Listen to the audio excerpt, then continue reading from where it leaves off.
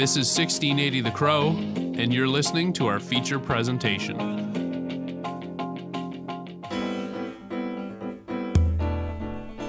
Hi, I'm Caroline Doyle, and you're listening to For the Record for BCIT News.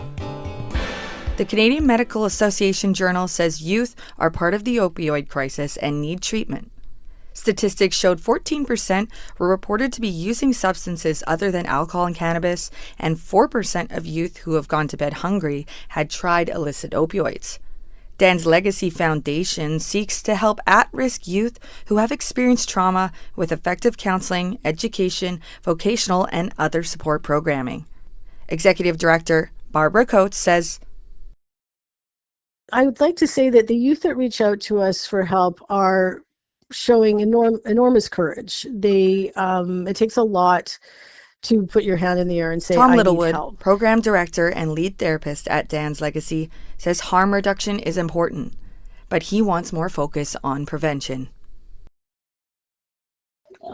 After working in the field for a long time, I thought I was kind of retired, but it turns out I had a bit of gas left in my tank, and I saw a real lack, not only in Dan's life, what could have made a difference for him if you were going to avoid what we now call addiction, whether it's with drugs or other things, but it's way more than just drugs, right? Right, and what from your own experiences made you feel the need to help and do this type of work? Well, I knew there was nobody else doing this work. There's lots of harm reduction going on, and we know that harm prevention, where when you provide therapy to these kids and wraparound programming so that you can support them, you have a 50% success rate within 4 months, and another 25% are helped with extensive therapy. And because we really don't have an opiate crisis, we have a trauma crisis. People are responding to the pain, psychological pain, with opiates, right? And it stops the pain, but it doesn't stop the source of the pain. So that's why it becomes an addiction. And what's something you notice or signs in youth or people that may indicate that they need help? Well, we work with 15 to 25-year-olds. I've worked with all ages at different times, but this current organization, Dan's Legacy, and we know that people that have experienced trauma usually ask for help, because what trauma does, means to wound. That's what the word originates at. I just had a stroke in February, so my speech is a little impaired. But it's a wound, and repeated trauma is like never letting the wound heal. So these kids, when they hit the age of majority, 18, when they age out from care or whatever that happens to them, have had trauma in their past, 58% of them will end up in entrenched addiction and homelessness within 3 to 5 years. It's like a conveyor belt going right from care right to the street, and it's well, we've put it like that to the government, and that's why we got funded. They wanted to know what's working and what isn't, because what isn't working is harm reduction. It keeps people alive, but it doesn't change the situation. It's still, the streets in East Vancouver are overflowing with this, and a lot of other communities have the same issues, right? Is there any patient of yours or a story that made, a deep impact in you? Well, they all do, right? We lose kids too. We probably have about half a dozen kids die every year that we're working with, but we see 700 or so a year that most of them make their way through. We had one young woman that was been through treatment twice, a very expensive treatment, just will bankrupt the family, and she was still using. And I worked with her for 4 months, and she was completely clear. And she still is, and she's now married and has a second child, and is doing really well. I mean, there is a way out of this. The way that 12-step abstinence, Alcoholics Anonymous, Drugs Anonymous, whatever it is, they all basically teach that you are an addict for life, and I don't buy that. I think you're an addict as long as you're in agony, if I had broken my shoulder and you followed me into the hospital to stop them from giving me an opiate because I was in a car accident and had this horrible broken shoulder, and you said, "Don't take that. You'll be weak. You're moral criminal," and they would take you out and throw you out of the hospital or put you in the psych ward or something, because that's like, it doesn't make sense. If you have a broken shoulder, of course they're going to give you an opiate probably for pain relief. But the thing is, you know, we wouldn't stop because medicine can x-ray the shoulder and say it's broken. They don't have anything to x-ray for a broken heart or a broken mind, which happens with trauma. And so the thing is, it doesn't surprise me at all that people find opiates when they're in that kind of pain, or if they have an up brain like ADHD and stuff, you'll see them gravitate more towards meth and cocaine and stuff like that. So what would you say is a realistic timeline, or how many times should people come see you to work through something, or do you find it's varied? Well, about 25% of the kids tell me to take a fine. They don't want help. They might think they want help until they realize they have to change. I used to have this sign above my desk: how many light bulbs, how many therapists does it take to change a light bulb? Only one, but the light bulb has to want to change. It's really true when you're working with someone. So we wait for them to ask for help, and a lot of our referrals are self-referrals. These are kids saying, "I need help," not their social worker or family or anyone. It's them saying, "I need help." And we find that, about 50%, the 4 months, 16 sessions is what's the sweet spot. Another 25%, because of extensive trauma, sometimes right to the level of torture, they might take an extended time. I've worked with kids for a year or more, but most are done in the 4 months, and some are not ready. They just, you might have to, they come back to it later in life, or they don't at all. This is not a solution that solves every problem. It solves the problem for people who want the problem solved. And most kids that are between 15 and 25, usually around 20, ask for help. They realize now they're screwed, right? They've been aged out of care. They're living on income assistance, which is about $800 a month in Vancouver. You can imagine that. And they have food insecurity. They're not sleeping. They're up all night gaming. They're not eating properly. There's no exercise in their life, and there's no concept of mindfulness. So they're just raw with pain, and they really need to have someone work with them non-judgmentally, because I don't believe they're a bad person because they're using. I think they're kind of smart. If they're in that kind of psychological pain, it's dysfunctional, but it's an attempt at self-regulation. That's what we're really big on, is self-regulation, because that's what trauma wrecks in a youth's life, is their ability to self-regulate, especially when they go into care and are raised by the state. There's no one really to teach them that. There are good foster situations, but there are bad ones as well. And these kids act out a lot because of their trauma. So if they get into a good foster home, it doesn't sometimes last long, because, they may self-harm in the family bathroom. And by the time they get back from the hospital, their bag is packed and their social worker is sitting with their foster home saying, "Okay, let's go to the next place."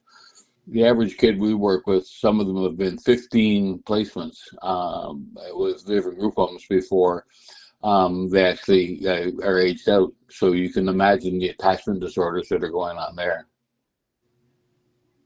What do you hope to see in the future, either small scale or larger scale, in terms of mental health? Well, I really believe that this message is becoming more and more out there, that you have to have a trauma-informed approach. And that's basically understanding these kids are completely dysregulated. You can imagine if you haven't slept properly for a month, if you were eating from 7-Eleven, you haven't slept properly in months, there's no exercise in your life.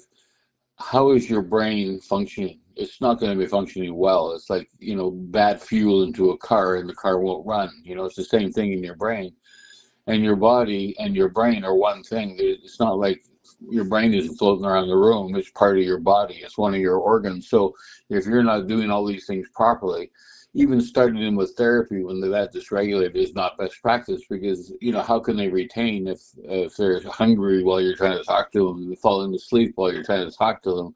It's just not the way to go. So we spend 2 months of that 4 months teaching self-regulation, how to eat, how to sleep properly. I mean, it sounds silly that how to eat. What do you mean? But if you've never, and you have no money and never been taught how to cook or anything like that, you can imagine how confusing it is when you're on your own out there, especially if you're homeless or couch surfing.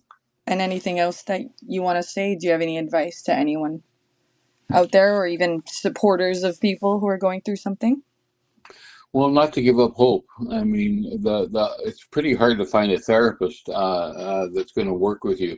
We're the only organization I know about that does unlimited therapy. It's not unlimited, but it's way more than the normal 6 sessions you'll get from your average organization that's funded by the government. There's a lot of roadblocks to it. We offer this therapy free. It's funded by the provincial government and a lot of local donors. And we right now we're handling about 600 kids this year.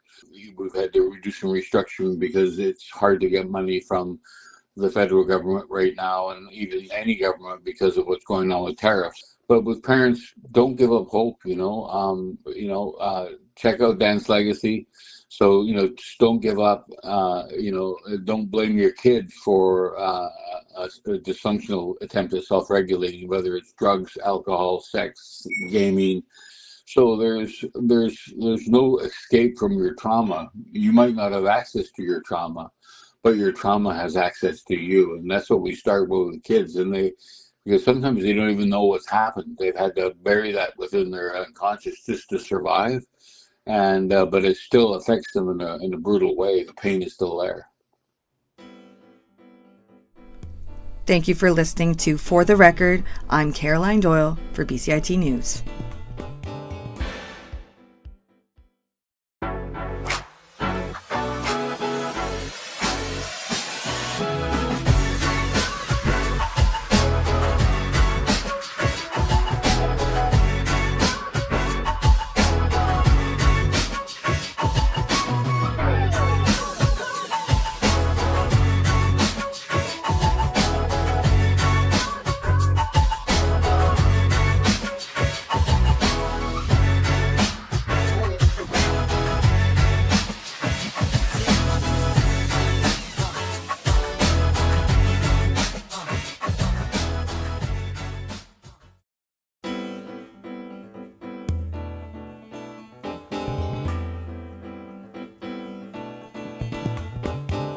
Welcome to For the Record. I'm your host, Gabby Rui. Avian flu has recently spread through 8 poultry farms across the Fraser Valley, hitting areas like Chilliwack and Abbotsford. This kind of influenza is usually driven by migrating birds like ducks, geese, and swans, and BC is right on the flyway. However, this issue has been occurring in the province every year since 2022. Last year, the province had a total of 81 farm infections from October to January. This year, just before Halloween, the province has had 11 infections. Hearing about issues like this can be concerning for locals, especially because the term avian flu can carry certain connotations of health and safety issues. However, I spoke to Sean Hall, a spokesperson for the BC Poultry Association, and he reassured me that it is quite the contrary. So right now there's been 11 infections on farms detected so far this season, and we know that avian influenza is driven by migrating waterfowl, so ducks, geese, and swans. They gather in the summer up in the Arctic. They breed and unfortunately share viruses as well, and then return home. And we're on one of those flyways here in British Columbia. So last year we had 81 farm infections between mid-October and January 11th. It was a challenging season. We were, of course, doing everything that we could to minimize the risk to farms coming into this year. But here we are. We've had 11 infections. They really started peaking over the weekend, and we're managing through that the best we can. How does this year's situation compare to previous outbreaks in terms of scale and severity? So last year we had 81 farm infections between mid-October and January the 11th. So far this year, sitting just before Halloween, it's been 11 farm infections. So we're about the same as where we were last year, which was a very, very challenging season. And so, we're always concerned when we see the fall wild bird migration start and take every effort that we can to minimize risk. We are ordered to bring birds indoors that are outside to minimize risk with migrating birds. We move to what's called red biosecurity level, which is the highest biosecurity level for poultry operations here in BC, and under that level, farmers are really doing everything they can to minimize the risk to their flocks of tracking it in. One thing that's new this year is we're partnering with the province on a number of research projects, and so these are being led by the province, and they involve scientists out of UBC and SFU, and they're looking at sort of really every aspect of how the virus is spreading, what steps might further minimize risk. So back in August, just by way of example, the province made an announcement out of one of those working groups that they would help farmers fund the installation of air filtration systems in their barns. So we're looking at whether the virus is moving with the wind and whether adding air filtration to barns might be part of the solution. And how is the outbreak expected to affect poultry supply in Vancouver? So we're not anticipating any impact on poultry supply. So last year, the egg sector was particularly hard hit. Egg farms were particularly hard hit. And we saw right after Christmas a bit of a short supply of eggs here in BC, and that was due to a couple of factors coming together at the same time. Avian influenza happening at the same time as the seasonal baking season for numerous holidays that happen right around the end of December there around Christmas time. And so we were able to pull some levers within the supply management system that we have here in Canada, where we were able to connect with provincial egg organizations across the prairies and arrange to import eggs from those provinces which weren't being as hard hit. And so there was no shortage. Customers going into the store might see that there were fewer eggs that there had been previously that they were used to seeing. They might not have found their favorite eggs, or they might have found one day, for example, that free-range eggs weren't there, but there was organic eggs in the other way around the next day. And that was because we were able to work with these other provincial providers to bring extra eggs in to top up our supply while farms here repopulated their farms and got back up and running. So we have tools in place that we can use to make sure that there's always plenty of chicken, turkey, and eggs in the store for British Columbians. And really that's what it's all about for us, is steady supply of local BC grown food. Should consumers expect higher prices in grocery stores for poultry supplies? So one of the things that happens with supply management is the price that farmers get is set, and it's set at a rate that provides farmers with a fair return for the work that they're doing, a good return there, and manages that. We don't have control over the final price. That's up to grocery store chains, but we're not anticipating big price increases because the amount that farmers are going to get paid for poultry won't be affected by avian influenza here this year. Which areas? The other thing to emphasize that I think is on people's minds is that this is not a food safety issue. The poultry, the chicken, the turkey, the eggs in the grocery store today are just as safe as they always have been. Canada has one of the world's strongest food safety systems, as it should, and sick birds simply don't enter the food supply, and were a bird that did have avian flu to enter the food supply, thoroughly cooking it would kill the virus anyway. Is avian flu a very common issue that happens every year in BC? So we've been been experiencing an avian influenza outbreak going back to 2022 and every year since then, so it's become more common since then. Now, previous to that, we were seeing an outbreak every few years. One of the challenges, of course, is that the virus is not just here in BC or even just across Canada and the US, that this is an issue that's happening globally right now, and so we're working with organizations around the world to try to manage this. How does the poultry industry in BC usually prepare for future outbreaks? So there's a number of things that we do to prepare for the potential of outbreaks. We work through the spring and the summer through what's called an emergency operations center that the BC poultry industry has here in BC that manages our collective response. We coordinate our activities with the Canadian Food Inspection Agency and the provincial agriculture ministry to make sure we're taking every step to get prepared.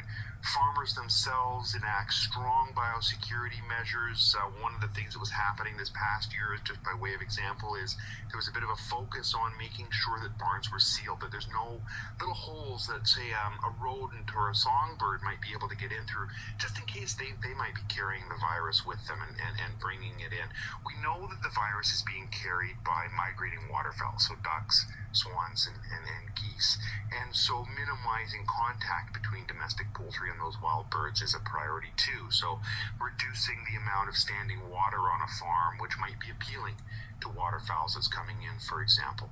When we start seeing risk indicators, things that indicate there's a risk coming, there's additional actions that are taken. So this year we started seeing a few cases pop up in northern Alberta, and that was an indication that we needed to take those stronger steps. So back in September, the province issued what they call an indoor order, and what happens then is poultry that are outside, that are in pastures, have to be moved inside barns to minimize that contact with wild birds. They start testing sediment. They start going to waterways in and around areas that wild birds are migrating through and testing sediment to see if there's virus there, because the more we know about where the virus is, the better we can react. And we move to red biosecurity level, where there's some more measures that farmers take, and they're onerous measures. They have to, for example, totally change their clothing and have a shower before they go into the barn, and wear boots that are only worn in the barn. And those are all designed to prevent a farmer from tracking the virus into their barn to protect the flock. So we're taking every measure that we can to minimize the risk to flocks, to protect human health, and really to protect the food supply. And we're engaging in science now with the province on other areas of work that might result in additional measures that we can take going forward. We're a very science-based organization. We act, based on what that research is telling us. In your view, what's the most important thing that Vancouver residents should understand about this right now? Well, there's a couple of things to know. One is that this is not a food safety issue, that the poultry and eggs in grocery stores are just as safe to eat now, as high quality now as they ever have been. Canada, quite appropriately, has some of the most stringent food safety standards anywhere in the world. The other thing is, at this time, protect yourself. If you're out on a walk, if you're in the forest, anything like that, and you see a sick bird or a dead bird, don't approach it, don't handle it, don't let your pets approach or handle that. Instead, phone the Ministry of Agriculture and Food, report that bird, let them know that's there, and they will go and deal with that, because there's a risk of human infection. It's very low. We did see that one case last year, but protect yourself. Don't handle that bird. Let the province take care of that. Thank you for tuning in to For the Record. I'm Gabby Rui for BCIT's The Crow.